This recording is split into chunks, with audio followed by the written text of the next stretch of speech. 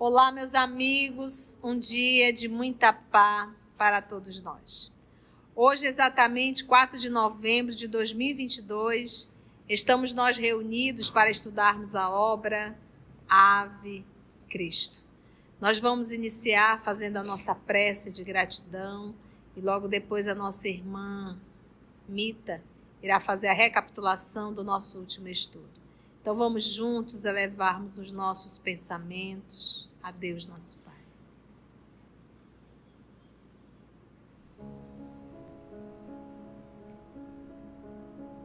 Senhor Jesus, ter a oportunidade de estudar a obra de Emmanuel, em particular Ave Cristo, contando a realidade de cada personagem. E talvez não percebemos, Senhor, que cada personagem carrega a sua dor, os seus vícios, os seus medos, a sua luta íntima. Porque cada personagem também fala de cada um de nós. Que nessa noite, divino amigo, o estudo da obra Ave Cristo possa ser refletida, analisada, meditada por cada um de nós.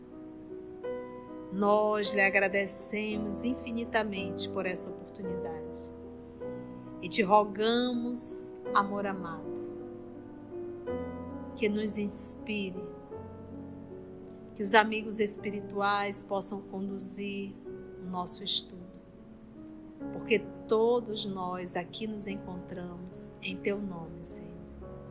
Graça te damos e que esse estudo possa ser verdadeiramente conduzido pelos amigos espirituais. Que assim seja.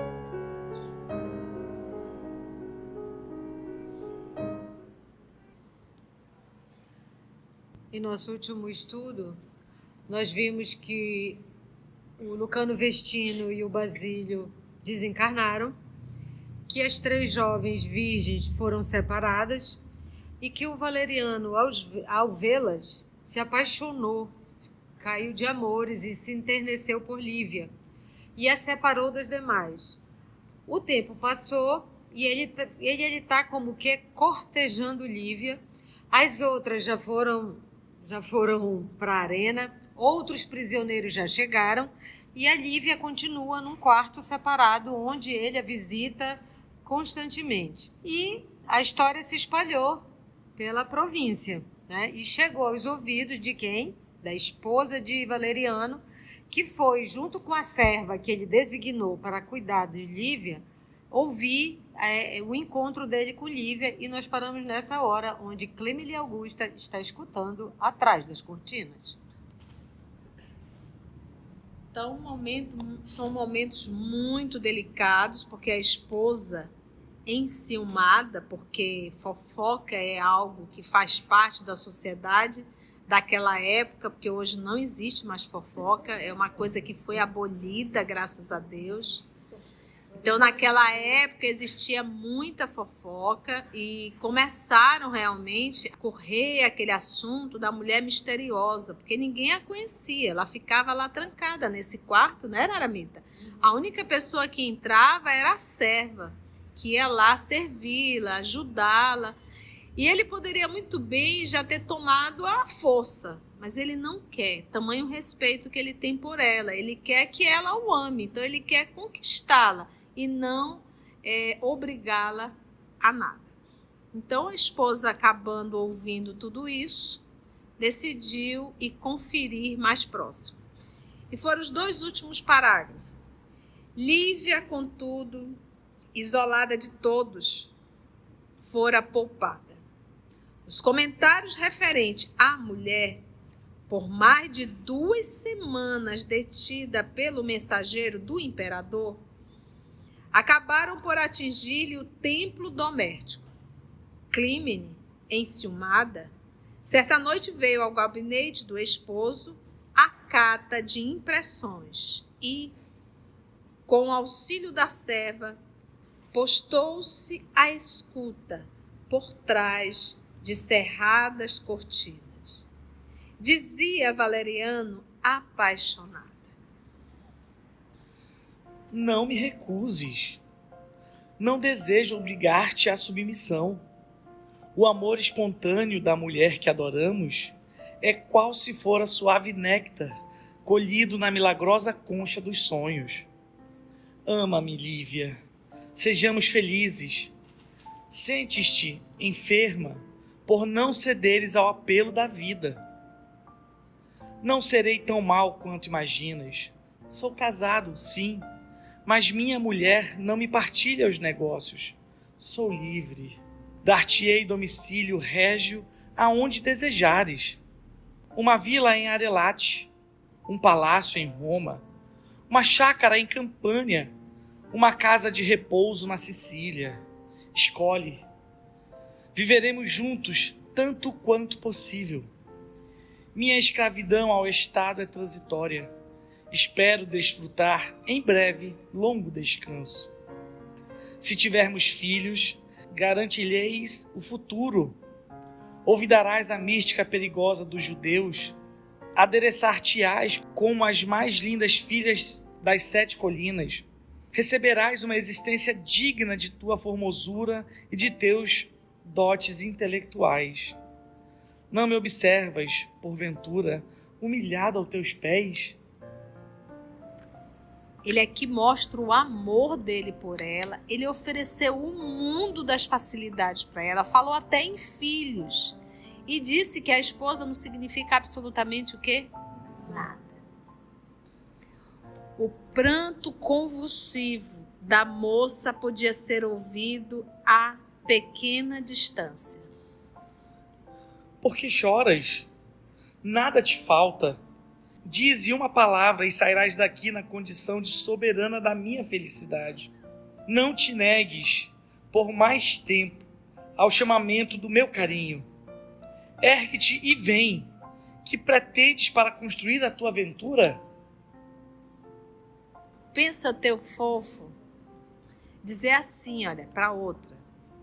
Por que choras? Nada te falta.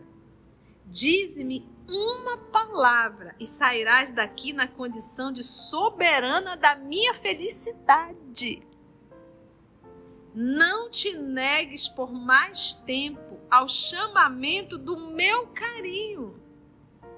Ergue-te, querida, e vem. Que pretendes para construir a tua aventura? Soluçou a moça, desanimada. Senhor, pela conversação de Sinésia com servidores desta casa, sei que os meus companheiros de fé estão marchando todos os dias para o sacrifício. Provavelmente meu pai já terá dado grande testemunho para que eu lhe abençoe a generosidade com meu eterno reconhecimento. Conceda-me a graça de morrer junto dos meus. Trovejou a voz de Ignácio, irritado. Nunca! Não partirás daqui sem abjurar a crença ignominiosa. Não descansarei enquanto não puder mergulhar os meus olhos nos teus, à maneira do sedento que se afoga no manancial de água pura. Amo-te os olhos misteriosos que em mim despertam algo oculto, estranho e profundo sentimento que não consigo explicar. Serás minha, bem minha. Modificar-te-ei as convicções. Dobrarei esse teu incompreensível orgulho. E é interessante, porque o primeiro encontro dele, o que chamou a atenção? O olhar. Tanto é que ele perguntou, tu me conheces de algum lugar? Porque ele tinha a impressão de conhecê-la. Então, obviamente, nós estamos falando aí, talvez, de um reencontro. Mas vamos lá. E não estava na programação dela esse momento de morte. Porque não é uma proteção. Porque sempre que a gente fala da morte, os outros foram condenados. Não, os outros foram libertados. Ela ainda continua na prisão. E ela tá louca para se libertar, mas não é assim. Tá? Então, nós continuamos presos. Quem foi, já foi libertado. Os ouvidos de Clímene não puderam suportar por mais tempo, sufocando as lágrimas que lhe rebentavam do peito. A matrona afastou-se rápida. Em casa, porém, não obstante perceber o regresso do esposo ao tálamo conjugal, não conseguiu atrair o sono. Como é que dorme depois desse barulho? Imagens numerosas de revolta e desespero cruzavam-lhe o cérebro atormentado. Irritadiça e descontrolada, recordou-se de Helena, afigurando-se-lhe encontrar nela a única amiga a cuja experiência devia confiar-se. Quem é Helena, meus irmãos e irmãs? É esposa de Tassiano, a que planejou a prisão dos cristãos de Nínive. Tá para ti?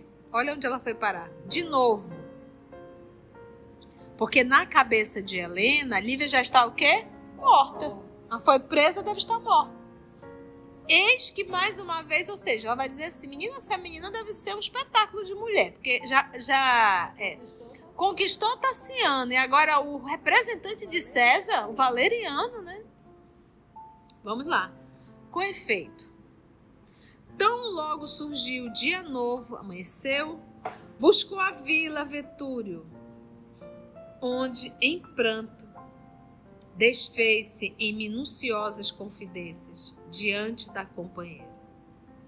A esposa de Tassiano ouviu atenciosa e observou por fim. Vamos ouvir agora a fala de Helena.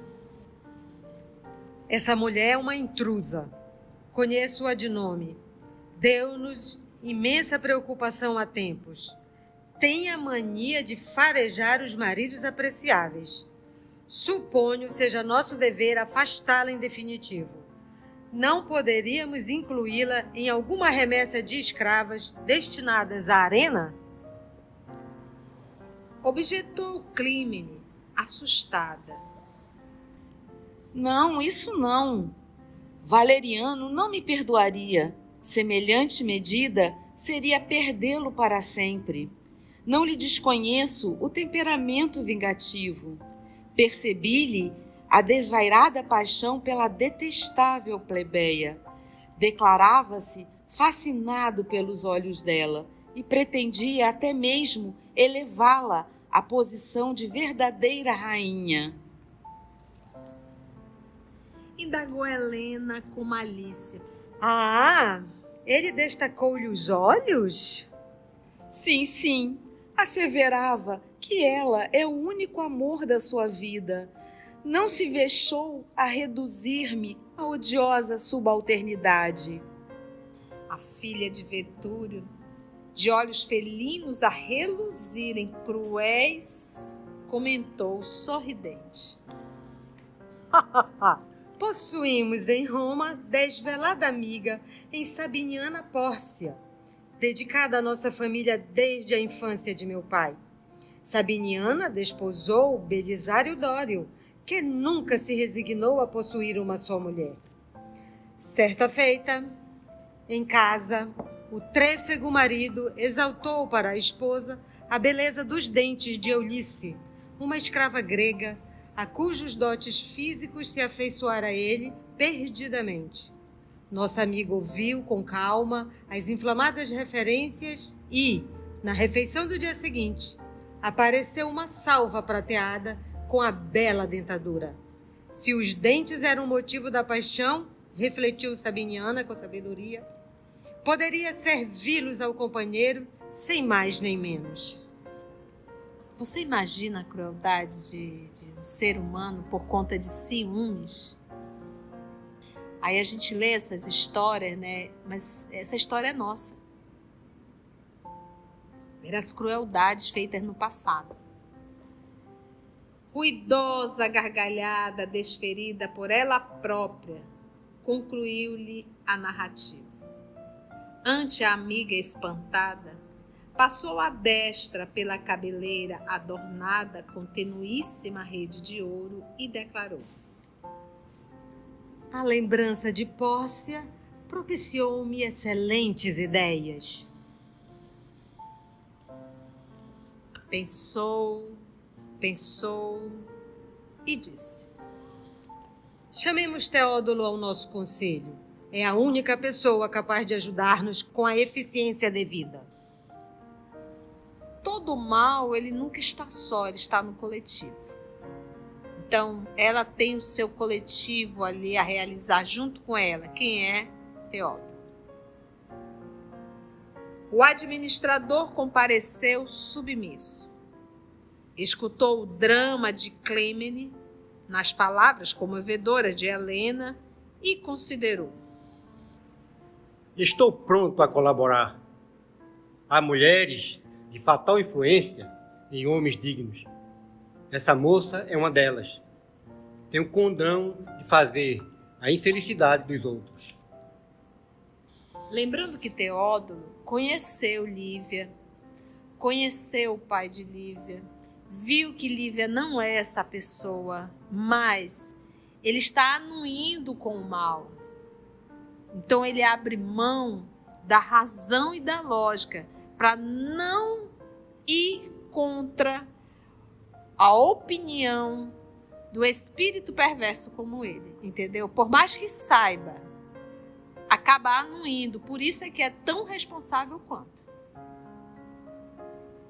Helena reteve o comando da conversação e explicou-se em voz baixa.